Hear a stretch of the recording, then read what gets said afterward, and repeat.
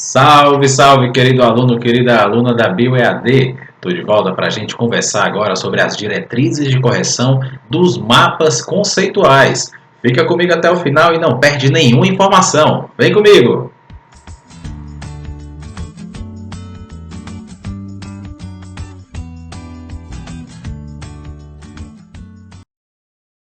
Bom, então vamos lá conversar um pouco sobre os mapas conceituais. Você já sabe que eles são ótimos recursos de aprendizagem e eles também podem servir como um meio de avaliação, como ferramentas de fixação do conhecimento, enfim, amplas são as suas possibilidades. De um modo bem geral, pessoal, mapa conceitual é representado por um conjunto de conceitos, termos diferenciados, que estão imersos numa rede de proposições. Então, cada um tem a sua hierarquia, tem a sua ligação, tem a sua relação entre termos, seja para explicar, seja para relacioná-los. De um modo geral, ele pode ser utilizado para vários aspectos. Você pode utilizá-lo para estudar um conteúdo de uma prova, você pode utilizá-lo para fazer um resumo, meio que um mapa mental aí de diferentes assuntos. Enfim, as possibilidades são muitas, porque o mapa conceitual basicamente se baseia na teoria de aprendizagem significativa. Aquilo que diz que, para ser efetivo, tem que fazer sentido para você, que você deve ser o personagem principal desse conhecimento. Então, uma vez que você propõe um mapa conceitual, uma vez que você traça estratégias para aprender determinado assunto por meio de ligações, por meio de termos chaves, a gente subentende que a sua aprendizagem seja mais significativa, seja mais vantajosa. De um modo geral, o mapa conceitual ele vai ser caracterizado por indicadores e organizadores gráficos que vão ter relações de um determinado tema, usando para isso, como eu já falei no início, termos de ligação e uma hierarquia, onde a gente sai do macro para o micro, sai de um termo mais abrangente e vai ampliando o conhecimento, vai afunilando esse conhecimento. Entretanto, uma coisa que a gente precisa deixar claro é que o mapa conceitual ele tem uma montagem livre. O mapa conceitual ele se objetiva ser o seu mecanismo de estudo, ser uma forma de construção que possibilite você a compreender um determinado conteúdo. Então, você pode fazê-lo basicamente de acordo com a sua forma melhor de aprender. Você pode fazê-lo à mão, você pode utilizar alguns softwares, que a gente vai falar sobre isso daqui a pouco, mas, de um modo geral, o mapa conceitual é voltado para o seu aprendizado. Então, eu particularmente gosto muito de fazer mapas conceituais para estudar determinados assuntos. E eu tenho o meu próprio jeito de fazer. Eu uso termos diferenciados, eu faço ligações específicas entre determinados conceitos, porque para mim é o que faz sentido. Então, o mapa conceitual, antes de mais nada, deve fazer sentido para você também. Como eu já falei para vocês, o mapa conceitual ele pode ser feito de diversas formas. Ele pode ser feito manualmente, contanto que seja de uma forma organizada, ou você pode utilizar alguns softwares que facilitam o nosso trabalho de confeccionar um mapa conceitual. O principal software mais fácil, mais amplo de ser utilizado é o CMap Tools. Entretanto, eu deixo aqui uma lista de ferramentas que você pode utilizar para deixar a sua tarefa de construir um mapa conceitual mais fácil. Inclusive, o próprio Microsoft PowerPoint, uma vez que você pode utilizá-lo para linkar conceitos, utilizar caixas de texto, utilizar formas geométricas para construir o seu mapa conceitual. E apesar de ele poder ser feito de uma forma livre, existem alguns elementos básicos que o seu mapa conceitual precisa ter. Basicamente, a pergunta focal, ou seja, aquele termo que você quer falar, aquela pergunta que você visa responder com o seu mapa conceitual. Precisa ter também conceitos primários e secundários, termos de ligação, que a gente chama também de link ou de preposição, hierarquia e arranjo. Daqui a pouquinho a gente vai detalhar com bastante paciência cada um desses termos no próprio mapa conceitual. Então daqui a pouquinho eu volto para falar sobre todos esses elementos básicos. Para a gente falar sobre mapa conceitual, a gente precisa também conversar sobre os critérios de avaliação, que são basicamente 4. São os aspectos gráficos, que é onde a gente vai visualizar se você mostrou ou manteve uma relação clara e hierárquica entre os termos e se você utilizou linhas e setas, consequentemente os conectores, corretamente. Esse critério de avaliação vale de 0 a 15 pontos.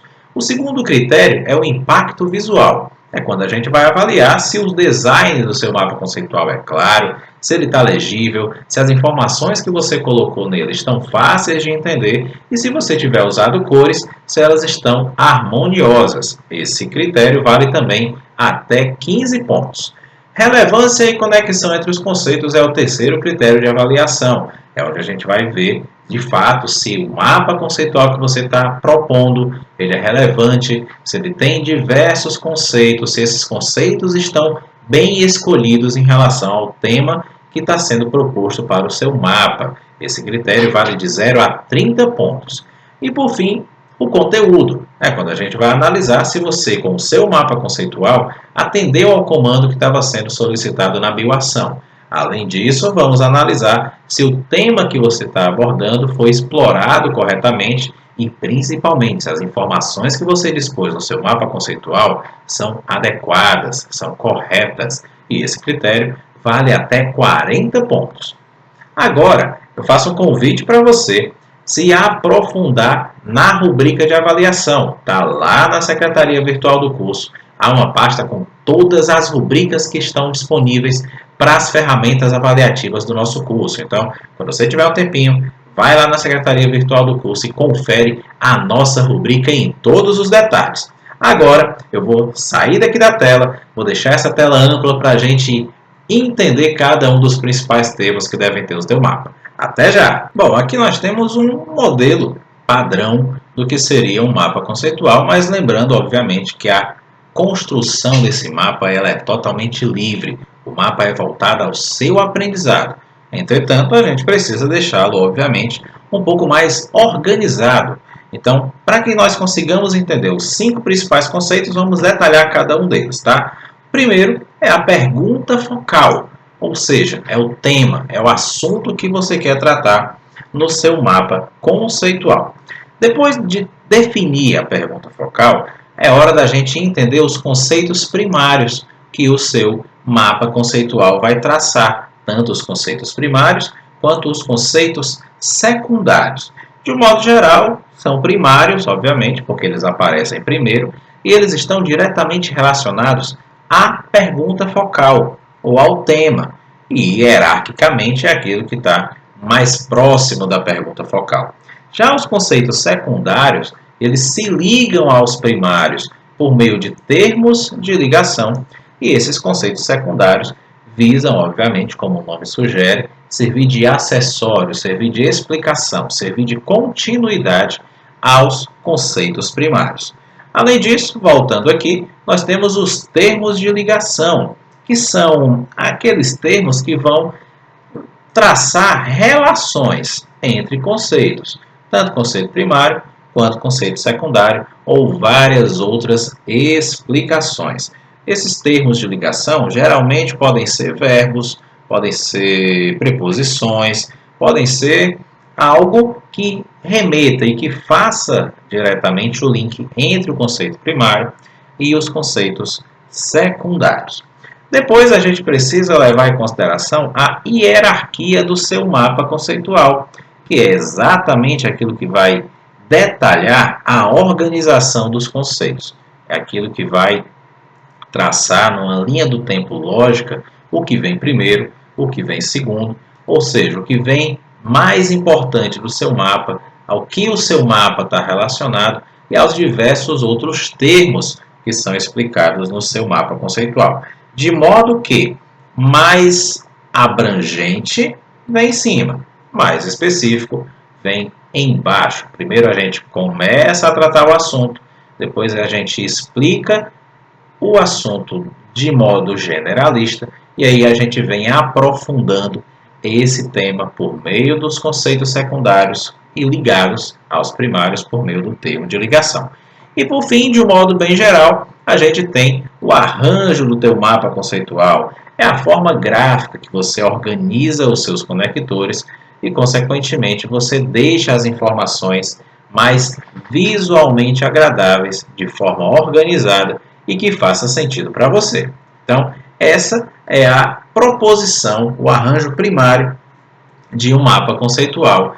Então é isso. Eu espero que você tenha gostado nesse nosso vídeo de hoje. Qualquer dúvida que você tenha, entre em contato conosco, fala com o seu tutor para que você consiga construir mapas conceituais cada vez mais abrangentes e mais interessantes do ponto de vista do seu aprendizado. Um abraço e até a próxima!